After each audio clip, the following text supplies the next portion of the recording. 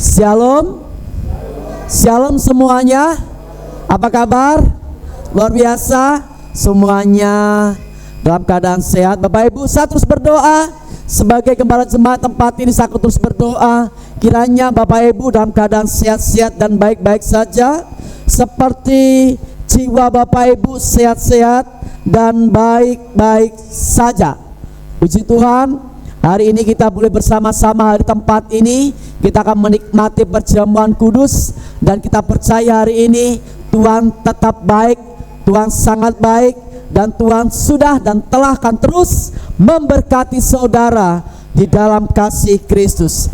Bapak Ibu sidang jemaat yang dikasihi Tuhan, patut kita mengucap syukur hari ini bahwa Tuhan sangat mengasihi kita, sehingga kita boleh ada sampai hari ini. Itu semuanya karena Tuhan, saudaraku. Dan hari ini kita akan mendapatkan sesuatu yang baru. Bagaimana ketika Yesus datang, Yesus sang firman itu datang, yang berasal daripada surga, turun ke dalam dunia ini, di dalam manusia Yesus Kristus. Dan kita percaya Yesus yang mencari saudara, Yesus yang datang mencari orang-orang berdosa, Yesus datang ingin menyelamatkan setiap kehidupan saudara. Dan Yesus datang ingin dan sangat rindu setiap kita anak-anak Tuhan mengalami perjumpaan dengan Tuhan. Bagaimana Yesus datang untuk mencari orang yang berdosa? Kita akan belajar dalam satu kebenaran firman Tuhan yang terambil dalam Injil Lukas pasal yang kelima, ayat yang ke-27 sampai ayat yang ke-32. Perhatikan baik-baik. Injil Lukas pasal kelima ayat ke-27 sampai ayat 32. Demikian firman Tuhan. Kemudian ketika Yesus pergi keluar, ia melihat seorang pemungut cukai yang bernama siapa Bapak Ibu? Lewi. Ketika Yesus pergi keluar, ia melihat seorang pemungut cukai, petugas pajak saudara, yang bernama Lewi. Lewi ini alias namanya adalah Matius saudara, sedang duduk di rumah cukai. Jadi petugas pemungut cukai ini lagi sedang ada di kantornya. Petugas pemungut cukai ini Bapak Ibu.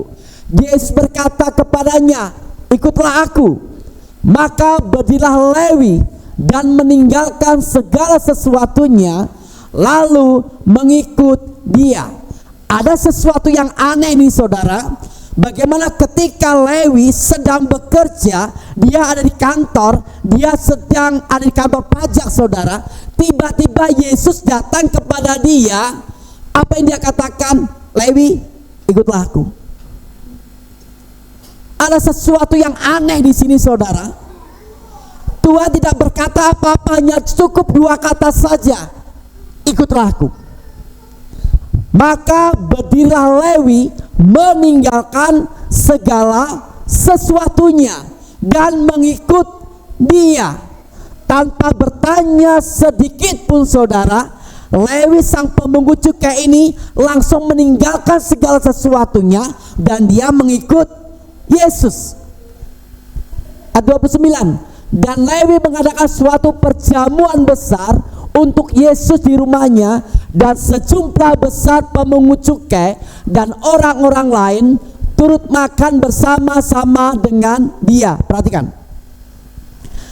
Ketika Yesus menjumpai Lewi di kantornya, hanya satu yang ikut. Betul ya? Hanya seorang Lewi saja yang ikut. Kemudian dari sini terjadilah dampak yang besar. Bagaimana ketika Lewi mengalami perjumpaan pribadi dengan Yesus, Lewi mengajak orang sekerjanya, Lewi mengajak pemungut cukai ini, mengajak orang-orang di sekitarnya, pegawai-pegawainya yang lain, berkumpul bersama-sama dengan Yesus. Mereka makan perjamuan besar, sejumlah besar saudara. Berarti ini hampir seluruh yang ada di kantornya, kantor pajak ini saudara, itu ikut dengan Lewi. Dan orang-orang lain turut makan bersama-sama dengan dia. Orang-orang Farisi dan ahli-ahli Taurat bersungut-sungut kepada murid-murid Yesus, katanya, "Mengapa kamu makan dan minum bersama-sama dengan pemungut cukai dan orang berdosa?" Perhatikan baik-baik. Orang Farisi dan ahli-ahli Taurat bersungut-sungut kepada murid-murid Yesus. Mereka berkata, "Mengapa kamu makan dan minum dengan pemungut cukai? Apakah kamu tidak tahu bahwa pemungut cukai itu adalah orang berdosa?" Seolah-olah ahli Farisi dan ahli-ahli Taurat merasa hidupnya benar, merasa hidupnya suci karena sudah melakukan berbagai banyak hukum Taurat, saudara. Sehingga ahli Taurat dan orang-orang Farisi menghakimi pemungut cukai adalah orang yang berdosa. Perhatikan ya. Ayat selanjutnya, lalu jawab Yesus kepada mereka. Mereka ini siapa, Bapak Ibu? Orang Farisi dan ahli Taurat. Katanya, bukan orang sehat yang memerlukan tabib, tetapi orang sakit. Betapa bijaknya Sang Juru Selamat Yesus Kristus memberikan pernyataannya kepada Farisi dan ahli Taurat. Yesus tidak menghakimi pemungut cukai, dan Yesus tahu bahwa pemungut cukai ini perbuatannya adalah perbuatan yang sangat jahat, berdosa menurut hukum Taurat. Nanti saya akan sampaikan alasannya. Ayat 32, "Aku datang bukan untuk memanggil orang," apa siapa Bapak Ibu? "Orang benar, tetapi orang berdosa, supaya," perhatikan, "supaya mereka apa? Bertobat." Yesus datang bukan untuk memanggil orang benar, tetapi Yesus datang supaya mereka bertobat. Perbedaan yang sangat signifikan antara ahli Taurat dan orang Farisi yang menghakimi bahwa pemungut cukai adalah orang berdosa, sedangkan Yesus mengatakan bahwa "Aku datang bukan memanggil orang benar, tetapi orang berdosa, supaya orang berdosa ini bertobat." Yesus benci terhadap dosa, tapi Yesus sangat mengasihi jiwa-jiwa. Saya ulangi, Yesus benci dosa, tetapi Yesus mengasihi jiwa-jiwa. Sehingga Yesus tidak pernah menghakimi setiap orang yang datang kepada Dia dengan segala kerendahan hatinya datang. "Hei Lewi, ikutlah aku." Pernyataan dan perkataan yang powerful dari seorang juru selamat, yaitu Yesus Kristus, ketika mengatakan "ikutlah aku." Sudah dikasih Tuhan, kenapa pemungut cukai ini adalah anggapan mereka orang berdosa?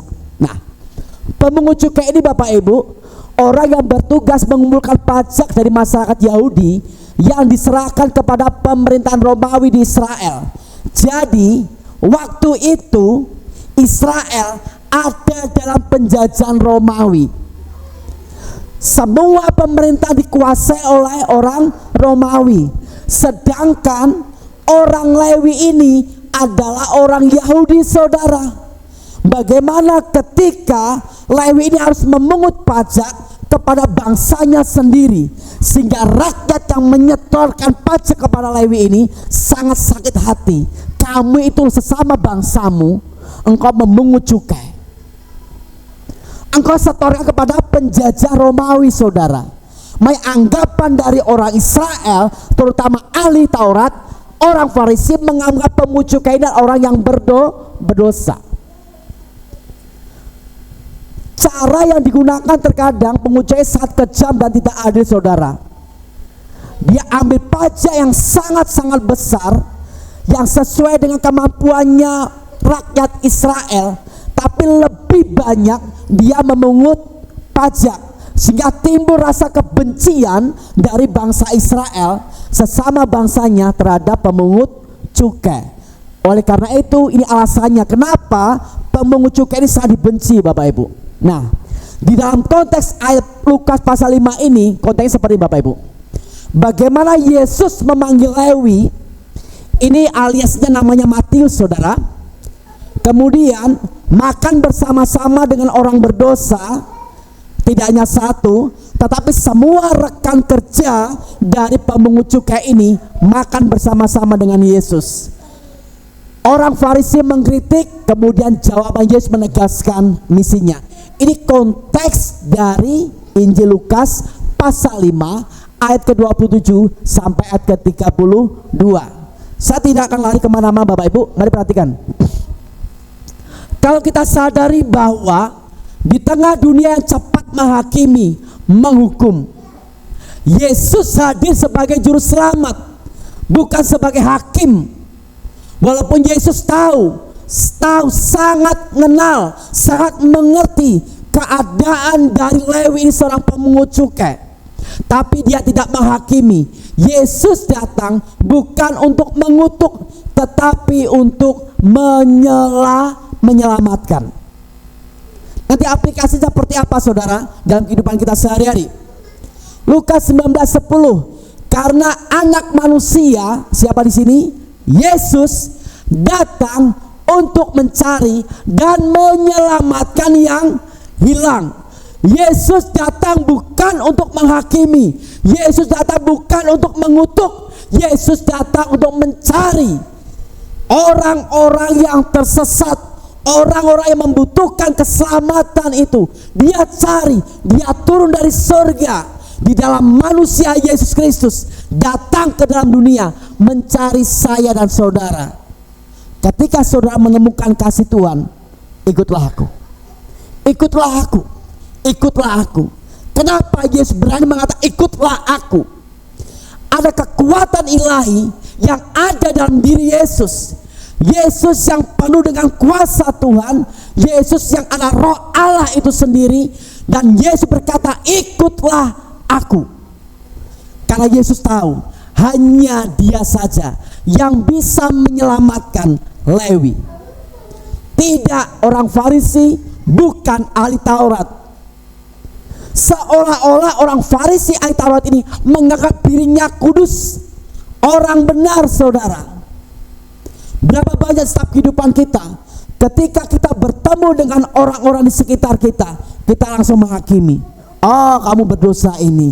Oh, kamu melakukan kesalahan ini. Begitu banyak orang yang selalu menunjuk kamu berdosa, kamu berdosa, kamu berdosa. Hari ini kita belajar dari keteladanan Yesus Kristus bahwa dia datang mencari orang berdosa. Siapa orang berdosa itu?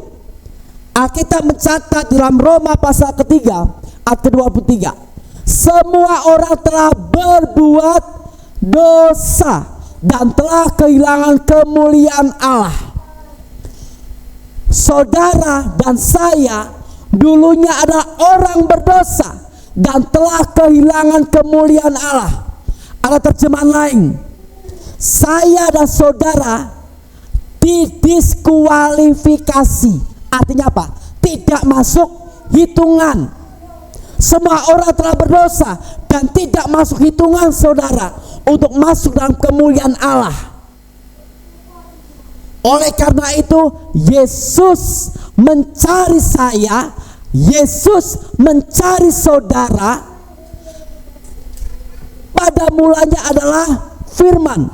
Firman itu bersama-sama dengan Allah, dan firman itu adalah Allah. Ayat ke-14 dari Yohanes pasal yang pertama. Firman itu menjadi manusia di dalam diri Yesus Kristus. Bapak Ibu, karena Allah tahu manusia telah kehilangan kemuliaan dan semua manusia itu berdosa, Allah mengerti bagaimana manusia tidak bisa menjangkau Allah yang adalah kudus adanya. Saya ulangi, manusia tidak bisa menjangkau Allah yang adalah kudus. Bagaimana caranya? Allah mengutus putranya yang tunggal turun ke dalam dunia, mengandung di dalam kandungan perawan Maria, dan lahirlah yang namanya Yesus. Sang Firman itu lahir kepada saudara. Supaya apa? Bisa bercakap-cakap dengan saudara, bisa langsung menyatakan kasihnya kepada saudara. Dan Lewi mengalami perjumpaan pribadi dengan Tuhan. Saya percaya Lewi pemungut cukai ketika dipanggil oleh Allah sendiri, ketika dipanggil oleh Yesus, dia pasti mengalami yang namanya perubahan hidup. Lewi pasti mengalami pertobatan. Artinya apa? Kita semua orang yang berdosa, saudara, tidak layak di hadapan Allah, karena standar kekudusan Allah itu sempurna. Yesus tidak hanya datang untuk orang yang paling berdosa, tetapi setiap manusia yang membutuhkan pengampunan dan pemulihan. Bapak Ibu dikasih Tuhan, Yesus tidak memandang latar belakang. Yesus tidak memandang masa lalu setiap orang. Entahkah dia pelacur, entah dia kehidupannya seorang penjahat, entah kehidupannya pokoknya bejat moral. Yesus tidak pernah memandang masa lalu. Yesus tidak pernah memandang latar belakang dari seseorang. Yang Yesus sadar dan dia tahu bahwa ketika Allah mengasihi manusia melalui perjumpaan pribadi, sehingga manusia itu akan mengalami pertobatan, mengalami perubahan yang luar biasa. Tuhan melihat hati dan kebutuhan terdalam dari manusia. Yesus tidak mencari orang berdosa, tetapi justru Yesus datang untuk menjangkau orang-orang berdosa itu. Bapak Ibu yang dikasihi Tuhan, mari kita belajar dari kehidupan Tuhan kita Yesus Kristus. Jangan sekali-kali melihat latar belakang mereka, jangan melihat masa lalu mereka, tapi lihatlah ketika hatimu mengasihi jiwa-jiwa. Kalau Tuhan kirimkan jemaat tempat ini, apapun latar belakang mereka, kita terima dengan sukacita. Seperti pemungut cukai, saudara, dia orang kaya, dia orang ternama, punya kekuasaan, tapi ketika bertemu dengan Yesus, mengalami perjumpaan dengan Yesus, terjadi pertobatan. Seisi kantornya datang kepada Yesus dan menerima Yesus sebagai Tuhan dan Juru Selamat. Demikian juga buat kita, gereja Tuhan tempat ini. Jangan melihat masa lalu siapapun mereka, jangan melihat latar belakang mereka. Entah dia kehidupannya rusak, dia bejat moral, dia kehidupannya yang tidak baik. Lihatlah jiwa yang membutuhkan kasih Tuhan. Yesus membenci dosa, tapi Yesus mengasihi jiwa-jiwa. Yang kedua, perhatikan, Yesus tidak memandang latar belakang. Itu kenapa? Orang Farisi merasa benar, tidak membutuhkan pertobatan. Artinya apa? Ada sebuah kesombongan rohani dalam kehidupan orang Farisi dan ahli Taurat. Dia merasa ngerti akan hukum Taurat, dia tahu dan dia mengerjakan semuanya, tetapi mereka menolak Yesus. Jadi kemanapun Yesus berada, orang Farisi selalu ada mencari celah kesalahan dari Yesus, tapi dia tidak pernah menemukan. Orang berdosa tahu dirinya rusak, lebih terbuka menerima kasih karunia. Seringkali kita mudah menghakimi orang-orang lain. Kita sering menghakimi, kamu perokok, kamu peminum, kamu pezina, kamu suka berselingkuh, dan lain sebagainya. Kita seringkali menghakimi orang-orang lain. Kita belajar hari ini bagaimana jiwa mereka sangat berharga dan mereka membutuhkan kasih Tuhan. Bawa mereka, apapun latar belakang mereka, kita terima dengan sukacita. Sebab gereja adalah tempat orang-orang sakit. Amin. Seperti rumah sakit, saudara. Tidak ada orang sehat yang datang ke rumah sakit, saudara. Pasti orang-orang yang sakit. Tidak ada yang datang ke rumah sakit orang sehat itu. Hanya orang-orang sakit saja yang datang ke rumah sakit. Kalau orang sehat datang ke rumah sakit, ini kurang kerjaan, saudara. Gereja adalah bengkel rohani, tempat untuk memperbaiki diri. Jadi ketika Tuhan kirim jemaat-jemaat, latar belakang apapun mereka, kita terima dengan sukacita. Kita benci kepada dosanya, tapi kita mengasihi jiwa-jiwa. Karena kita percaya ketika Tuhan kirimkan jiwa-jiwa datang ke tempat ini, ke gereja Tuhan tempat ini, kita percaya mereka adalah orang-orang yang sadar diri bahwa mereka butuh Yesus. Pertobatan bukan hanya untuk penjahat, pertobatan bukan untuk orang-orang yang berkriminal, tapi untuk semua yang mau jujur di hadapan Tuhan. Sekalipun hidup kita dari lahir sebagai orang Kristen, tapi tidak pernah mengalami perjumpaan pribadi dengan Tuhan. Dari kecil sampai gede, hidup kita tidak mengalami pertobatan yang benar, pertobatan yang sejati, pertobatan yang sungguh-sungguh, terus bermain bergumul dalam dosa, jatuh dalam dosa yang sama, dan kita tidak sadar bahwa kita tidak mau jujur di hadapan Tuhan, sehingga kita tidak mengalami perjumpaan pribadi dengan Tuhan. Ayo saudara semuanya, jangan memandang latar belakang setiap jemaat yang Tuhan kirim tempat ini. Kita rangkul mereka. Gereja adalah bengkel orang-orang yang membutuhkan kasih Tuhan. Jangan sampai kita seperti orang Farisi, ahli Taurat, yang hanya menghakimi, yang hanya menunjuk, merasa hidupnya benar, tidak melihat keberadaan kehidupan jiwa-jiwa. Yesus tidak menjauhi orang berdosa. Perhatikan, Yesus tidak menjauhi orang berdosa, justru Yesus datang langsung kepada orang berdosa.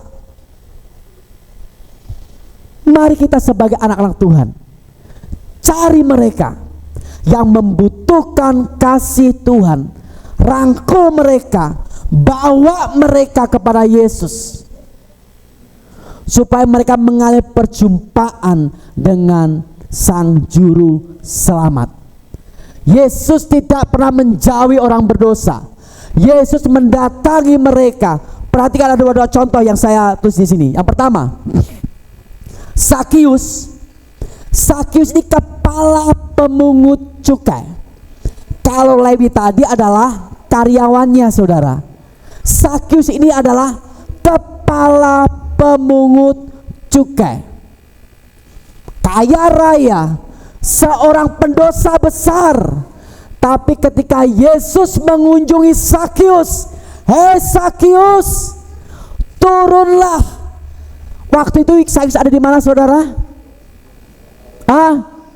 Di atas pohon. Lagi ngapa kira-kirain? Lagi ngopi, nongkrong? Enggak. Ada kerinduan yang besar dari Sakius. Sakius mendengar bagaimana Mesias Yesus Kristus itu datang lewat, dan Sakius lari karena tubuhnya pendek, saudara.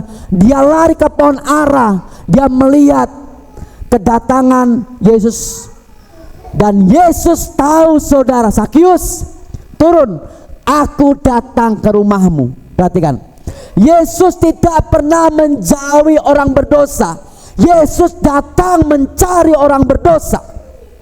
Sakius mengalami pertobatan.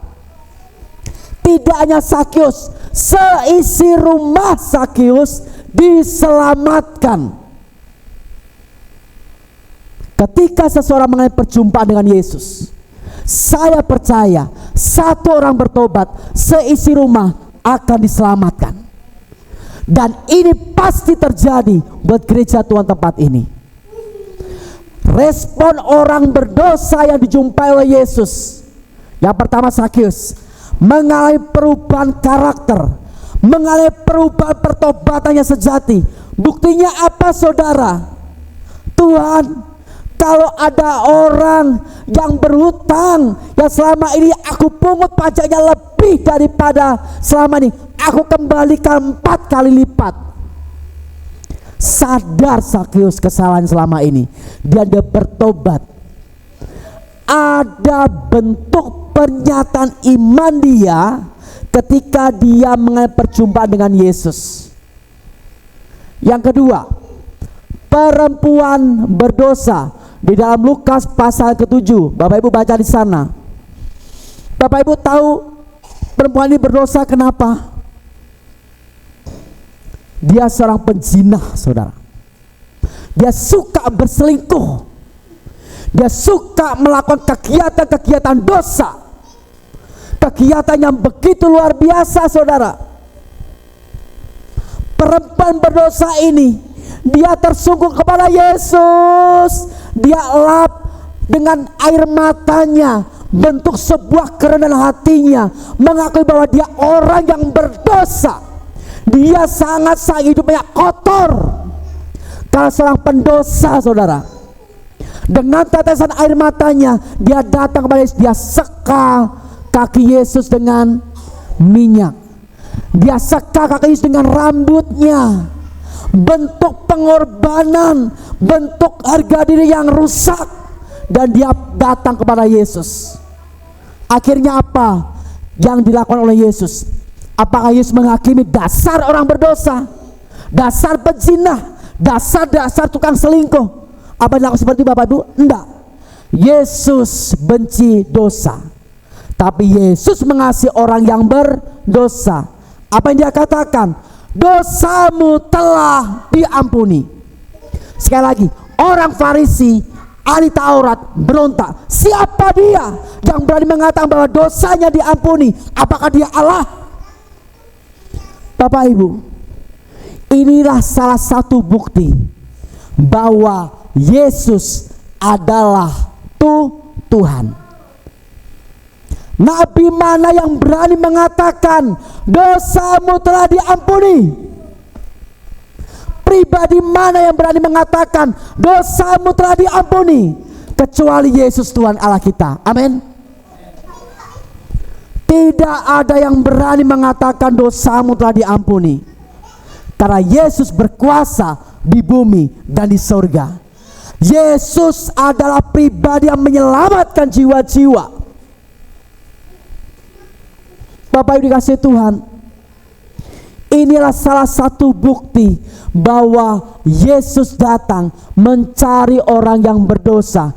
Ketika orang berdosa datang kepada Yesus, pasti ada perubahan hidup. Pasti ada pertobatan yang sungguh-sungguh yang dialami oleh mereka.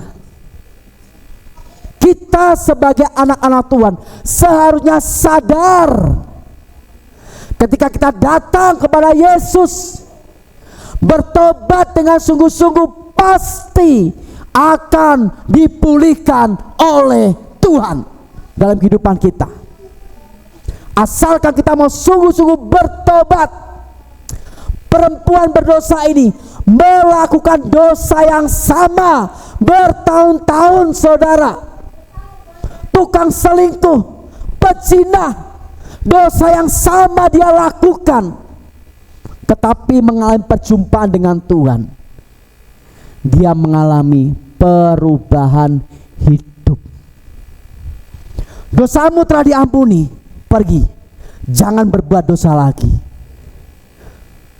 Perkataan penuh kuasa dari seorang yang namanya Yesus Kristus. Tidak peduli agamanya apa, saudara. Agama Yahudi, pagan, penyembah berhala, okultisme, tidak peduli. Yang Yesus tahu, Yesus mencari orang yang berdosa. Agama tidak menyelamatkan kita, saudara. Tapi hanya satu pribadi, Yesus Kristus itulah yang memberikan keselamatan. Mengapa Yesus datang untuk orang berdosa? Ada 3 alasan yang syarat. Yang pertama, karena Allah mengasihi semua orang tanpa syarat. Amin.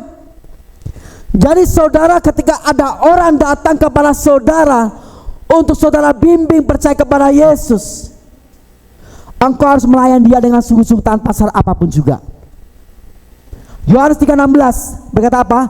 Karena begitu besar kasih Allah akan dunia ini, sehingga ia mengaruniakan anaknya tunggal, supaya setiap orang, apapun profesinya, apapun status sosialnya, yang penting setiap orang yang percaya kepadanya tidak binasa, melainkan beroleh hidup yang kekal. Apakah ada pribadi yang berani mengatakan seperti ini? Hanya Yesus. Ketika kita percaya kepada dia, tidak binasa, melainkan beroleh hidup yang kekal. Kekal itu selama-lamanya. Hanya pribadi Yesus saja yang memberikan jaminan keselamatan. Yang lain gak bisa. Yang lain mati jadi bangkai, saudara, gak bangkit-bangkit. Tetapi Yesus bangkit dari kematian. Yesus mengalahkan kematian. Yesus yang mati 3 hari bangkit dan naik ke surga setelah mengalami perjumpaan dengan murid-muridnya. 40 hari dia tinggal dalam dunia ini untuk menyatakan, akulah Allah yang dalam bentuknya roh, kembali dari wujud asalnya. Kemanusiaannya sudah selesai ketika mati di kayu salib. Dan dia bangkit mewujudkan kemuliaannya, bentuk dalam keilahiannya, kemuliaannya muncul, saudara.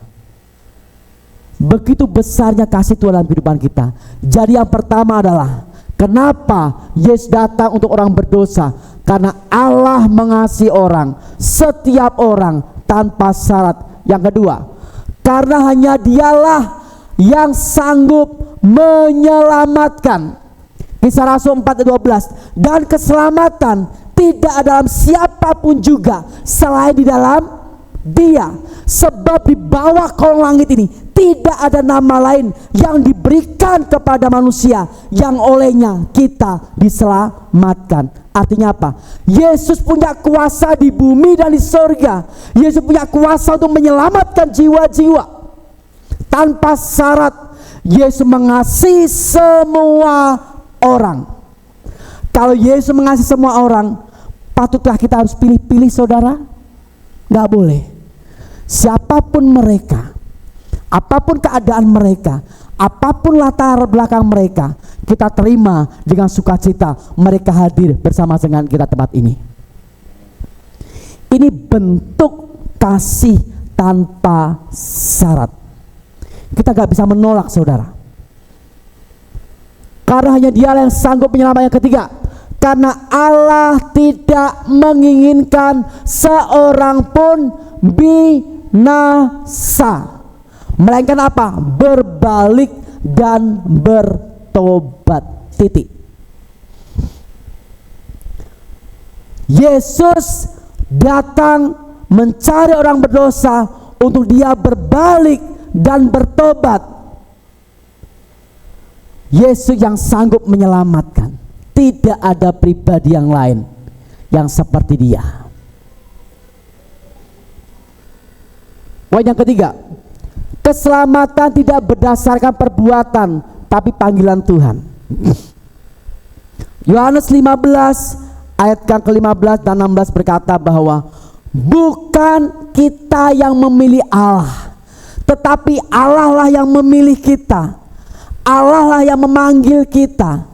Ada dari antara saudara yang dipilih oleh Allah, yang dulunya bukan orang Kristen, tapi dipilih Allah. Bisa melalui mimpi, bisa melalui hal yang lain, bisa melalui penglihatan, bisa melalui buatan, bisa melalui hal yang lain dan lain sebagainya.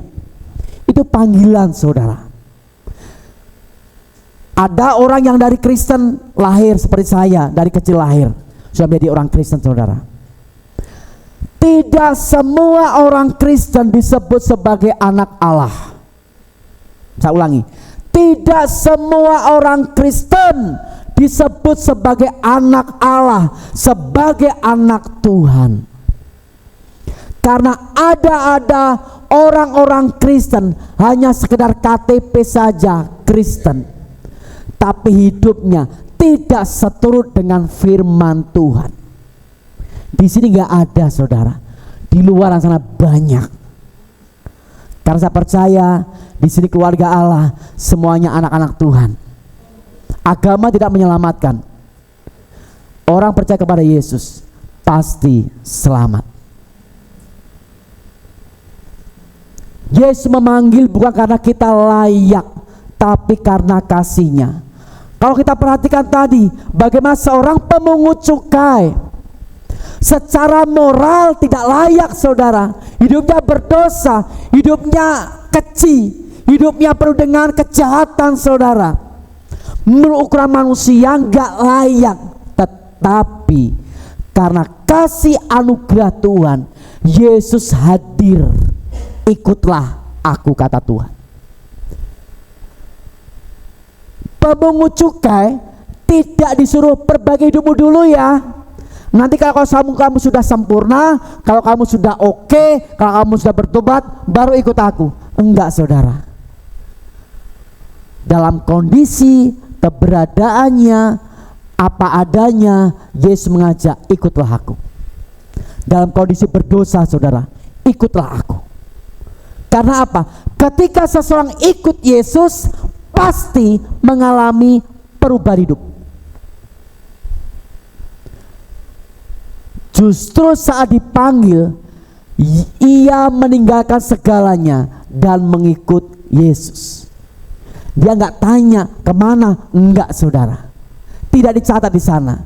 Ikutlah aku. Langsung seketika dia tinggalkan semuanya, dia ikut Yesus, dia ajak rombongannya, dia ajak rekan sekerjanya, kita makan berjamu bersama-sama. Disitulah Yesus menyatakan kasih-Nya. Ayo semuanya ikut aku. Dan terjadi keselamatan yang luar biasa. Engkau di kantor, dimanapun Tuhan percaya kepadamu, jadilah terang, jadilah teladan. Karena engkau sudah diberikan kuasa, engkau diberikan kasih Tuhan untuk menjadi terang bagi banyak orang. Ini menunjukkan bahwa keselamatan adalah anugerah, bukan hasil usaha manusia. Saya ulangi, manusia tidak bisa menjangkau Allah yang Dia adalah kudus. Sedangkan manusia berdosa bukan dengan perbuatan baik, bukan dengan amal sedekah, bukan dengan amal-amal yang lain untuk dia bisa ditimbang untuk bisa masuk dalam kerajaan surga. Roma mencari bahwa semua orang telah berbuat dosa dan telah kehilangan kemuliaan Allah. Artinya apa? Bukan karena perbuatan baik kita masuk surga, tapi oleh karena kasih karunia Tuhan, pemberian Allah, bukan hasil pekerjaanmu. Jangan ada orang yang memegahkan diri. Yang keempat,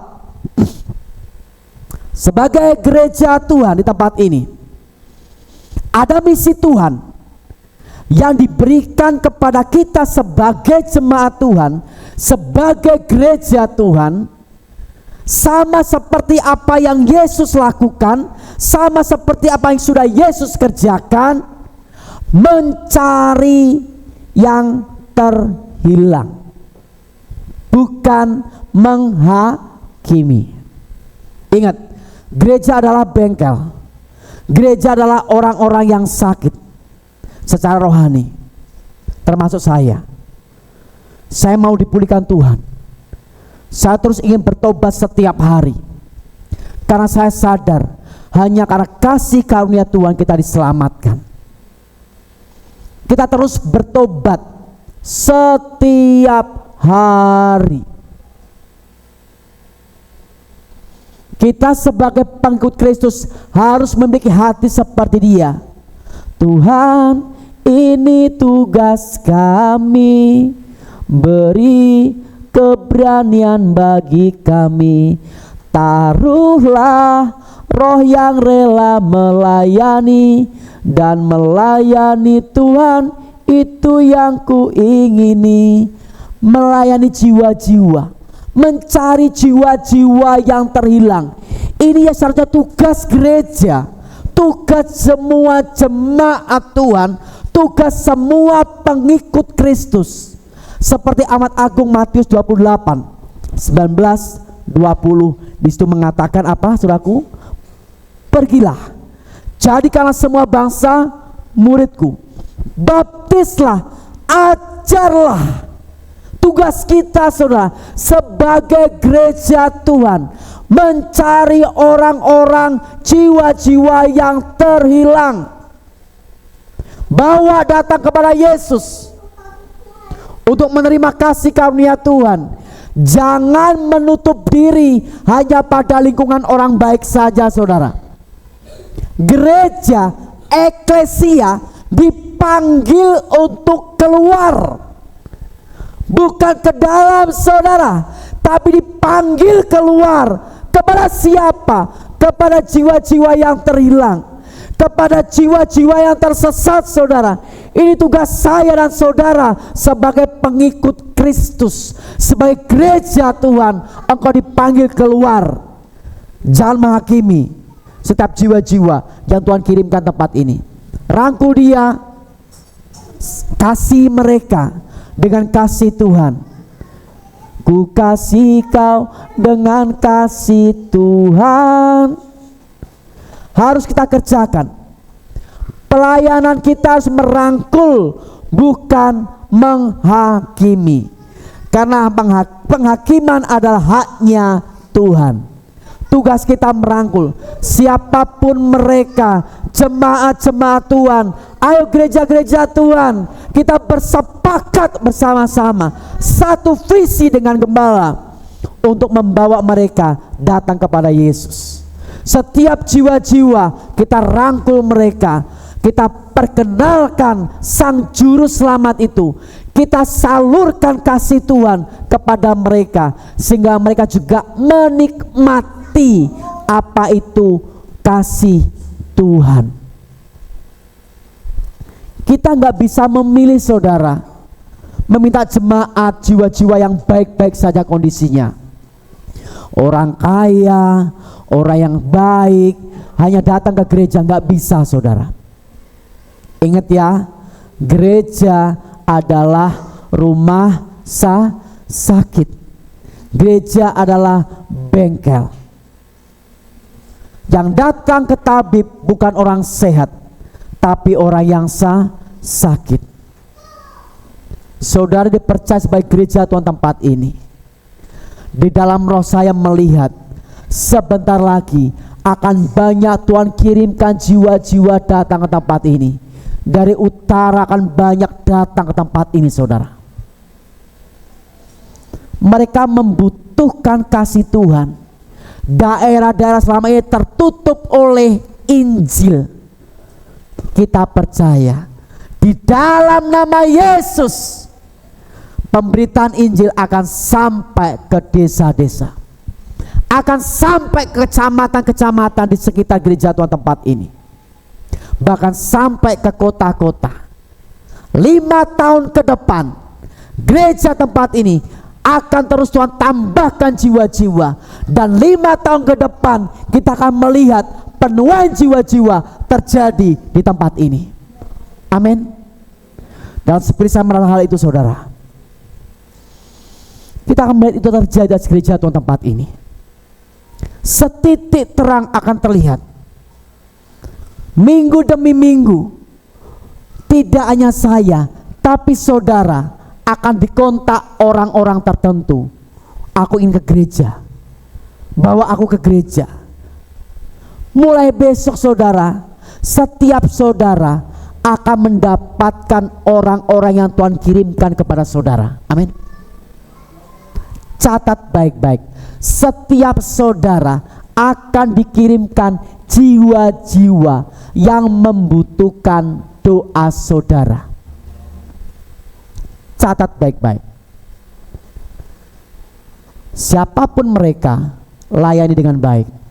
Siapapun mereka, layani dengan tulus. Siapapun mereka, kasih tanpa syarat. Bapak Ibu kasih Tuhan, kemarin saya dapat usulan dari Om Yahuda, Pak Gem, kita layani yuk kaum marginal. Ayo.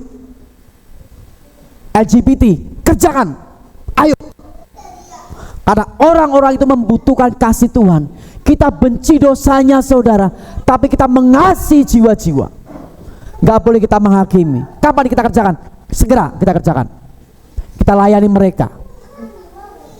Dan karena saya melihat saudara, tempat ini gak bisa kita menolak. Kaum marginal, LGBT, apapun status mereka, kita terima dengan sukacita. Amin. Gak boleh kita menghakimi. Bawa mereka mengalami perjumpaan dengan Sang Juru Selamat. Fokus kita adalah bawa mereka kepada Yesus. Pasti akan mengalami perubahan hidup.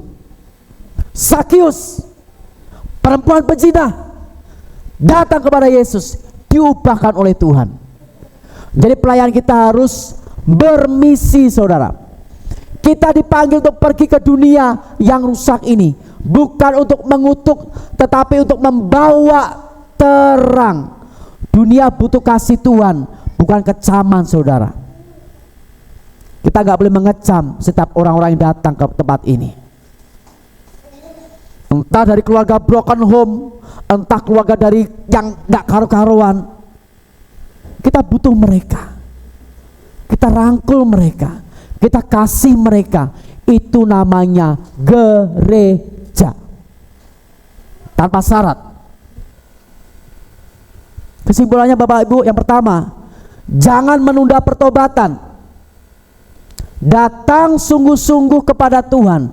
Sekali lagi, jangan menunda pertobatan.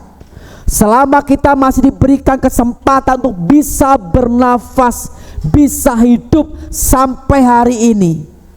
Bapak Ibu, saya bertanya kepada saudara, di antara saudara, siapa yang mau mengalami perjumpaan dengan Tuhan? Yang mengalami perubahan hidup, siapa yang mau? Ketika dengan sungguh-sungguh hatimu datang pada Tuhan. Yang kedua, jangan menghakimi orang berdosa. Yesus mengasihi orang berdosa. Yang ketiga, jangan malu datang kepada Yesus apapun latar belakang kita. Lewi, pemungut cukai, orang berdosa. Sakius, kepala pemungut cukai, orang berdosa. Perempuan pezina, orang berdosa, dan lain sebagainya. Ketika mereka datang kepada Yesus, mengalami perjumpaan secara pribadi dengan Tuhan, Tuhan pulihkan mereka. Tuhan pulihkan hati mereka. Tuhan pulihkan keluarga mereka. Tuhan pulihkan pernikahan mereka. Tuhan pulihkan usaha mereka. Tuhan pulihkan bisnis mereka. Kenapa? Mereka datang kepada pribadi yang tepat, yaitu Tuhan Yesus Kristus. Kemarin hari Jumat saya kedatangan Mbak Ita saudara. Kaget saya saudaraku. sampai setengah 10 malam masih menunggu kedatangan kami pulang, saudara. Ketika kami pulang, halo Pak Gem, halo, aku gitu Bapak Ibu. Ditunggu saudara naik sepeda, saudara. Wah, ini datang ini. Saya terima dengan sukacita, saudara. Tak kira di sini loh Pak Gem untuk ibadahnya di rumahnya Om Yahuda. Terus nanti diparani saudara, Om Yahuda. Gantian saudara minggu depan. Saya pikir di sini Pak Gem naik sepeda, saudara datang loh. Kapan kesininya? Tadi habis maghrib Pak Gem saya kesini. Walah Mbak, saya nggak bisa menghubungi karena nggak punya nomor HP-nya Mbak gitu. Besok Jumat ya, nanti datang lagi. Akhirnya saya antar dengan Joy, dengan Nando. Mbak, tak antar pulangnya jam 10 saudara. Coba dengan setia menanti Bapak Gembalanya datang, saudara. 3 jam saudara nunggu di rumah saya, ditemani dengan bule saya. Tadi ngomong apa ya? Wis macam-macam, wis gak apa-apa layani ya. Gak bisa kita menolak, saudara. Itu jiwa-jiwa dikasih oleh Tuhan. Aku dikasih Tuhan. Mereka didatang, saudara. Melalui mereka nama Tuhan dimuliakan. Tuhan berkata, kalau Tuhan bisa suruh batu berbicara kepada saudara. Karena sangka apa? Gegelnya, bebannya orang tidak bisa diajak kerjasama oleh Tuhan. Batu bisa dipakai oleh Tuhan. Demikian saudaraku, Tuhan bisa pakai Mbak Wati, Tuhan bisa pakai Mbak Ita untuk menjangkau jiwa dengan perubahan hidup. Ya, kita nggak bisa menolak mereka siapapun mereka datang. Layan dengan sukacita. Apakah kami rame saudara? Karena ada Mbak Wati, ada Mbak Ita saudara. Rame mereka saudaraku ya. Tapi bersyukur saudara, itu hiburan buat kita saudara. Mereka merakasi Tuhan, mereka diperhatikan, mereka diorangkan, dimanusiakan gitu loh saudara. Sehingga kita menerima mereka. Mereka butuh penerimaan dari kita saudara. Hari ini ada satu jiwa baru datang tempat ini. Kita bawa mereka, bawa dia datang kepada Yesus. Bukan orang Kristen saudara, tapi Tuhan kirim dia datang tempat ini melalui sebuah mimpi saudara. 2 minggu yang lalu dia mimpi.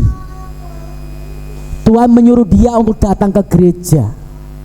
Di dalam gereja ternyata ada Tuhan sendiri. Dia dipanggil untuk masuk ke dalam gereja. Besoknya dia searching di Google Map, cari gereja terdekat. Bertemulah dengan gereja Tuhan tempat ini.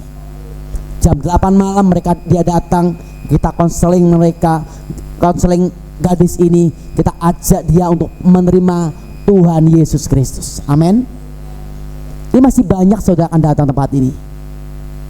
Di menara doa kita sudah berdoa, dari utara akan datang jiwa-jiwa. Ini baru secuil datang tempat ini saudara, baru setitik yang datang tempat ini. Nanti masih banyak yang datang tempat ini saudara. Ya, yuk di hadapan saudara, iman bertumbuh dari pendengaran akan firman Kristus. Ketika orang mengaku dengan mulutnya bahwa Yesus adalah Tuhan dan Juru Selamat, orang itu diselamatkan. Saya undang Mbak Julia maju ke depan. Kita ajak dia untuk menerima Yesus sebagai Tuhan dan Juru Selamat. Mari bersama-sama kita berdiri.